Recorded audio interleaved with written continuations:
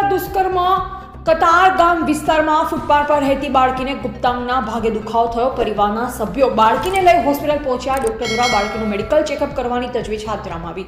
ઉચ્ચ પોલીસ અધિકારીઓ સહિત પોલીસ કાફલો ઘટના સ્થળે. બાળકીએ પોલીસની પ્રાથમિક પૂછપરછમાં જણાવ્યું એક ઇસમ અજાણ્યો આવી બાળકીને રમવા માટે લઈ ગયો. ડોક્ટરના રિપોર્ટ દ્વારા પોલીસ દ્વારા વધુ તપાસ હાથ ધરવામાં આવશે. પોલીસ પાસે આજે સવારે સ્મીમેર હોસ્પિટલથી એક વર્દી મળી છે. બહુ ગંભીર પ્રકારની બનાવ બનેલ છે એવું જણાવવામાં આવે છે, જેની અંદર એક 6 વર્ષની દીકરી છે જે રાત્રે એની મમ્મી પાસે આ જગ્યા જે છે એની પર સૂઈ ગયેલી હતી. કોઈ અજાણ્યો ઈસમ છે એ છોકરીને ઉપાડીને એની પર સેક્સ્યુઅલ એસોલ્ટ કર્યો હોય એવી પ્રાથમિક માહિતી વર્દીના આધારે જાણવા મળેલ છે.